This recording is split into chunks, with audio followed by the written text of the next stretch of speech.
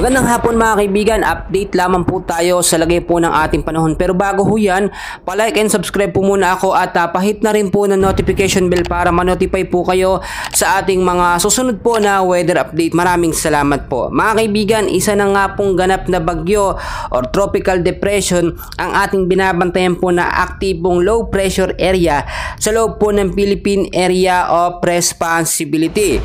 Ito po as of now ay may layo pong 590 kilometers east of southeast of Itbayat, Batanes na nakakapinsala po mga kaibigan. Kung titignan nyo mga kaibigan, ito ay isang tropical depression, mahinang bagyo pa at pumapalo po yung kanyang hangin sa 45 kilometers per hour, no? Kung titignan nyo pa northwestward din ng kilo sa bilis naman po na 20 kilometers per hour. Ito po ang forecast natin mga kaibigan, balikan natin mamaya yan. Dito po sa area ng Zambales at Bataan, meron pa rin tayong weather condition ng monsoon rains o yung pabugso-bugso pong pag-ulan dahil pa rin po sa banda ng hanging habagat. Sa area naman po ng Ilocos Region, occasional rains o yung mahina pero tuloy-tuloy naman na pag-ulan ang mararanasan dyan ngayong hapon po at posible din hanggang sa gabi dahil pa rin po sa banta nito nga pong southwest monsoon.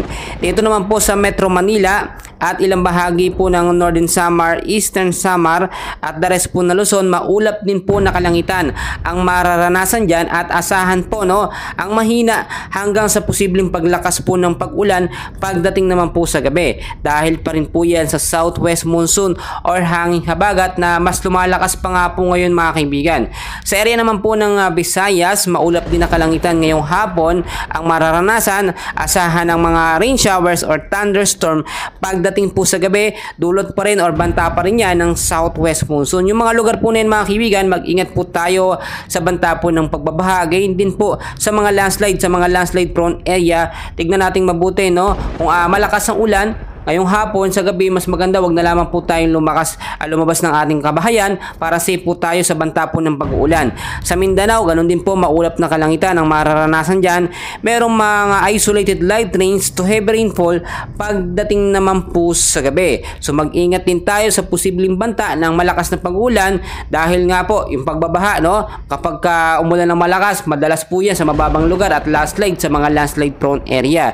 So balikan natin mga kaibigan, ito pong ating binabantayan na tropical depression and as of now mahinang bagyo pa naman ito. Meron itong mahinang epekto sa ating bansang Pilipinas, especially dito po sa may bandang extreme northern Luzon. At kapag ito nga po mga kaibigan ay mas lumakas pa, ito ay posibleng makapinsala dito nga po sa may bandang buong Luzon, posible siya magpaulan.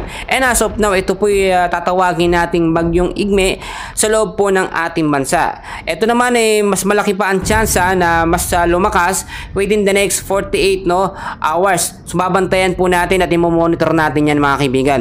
So yun lamang pong update sa lagay ng ating panahon. Mamaya ulit i-update ko kayo. So please huwag kalimutan i-like at i-subscribe po ang ating YouTube channel. Maraming salamat po.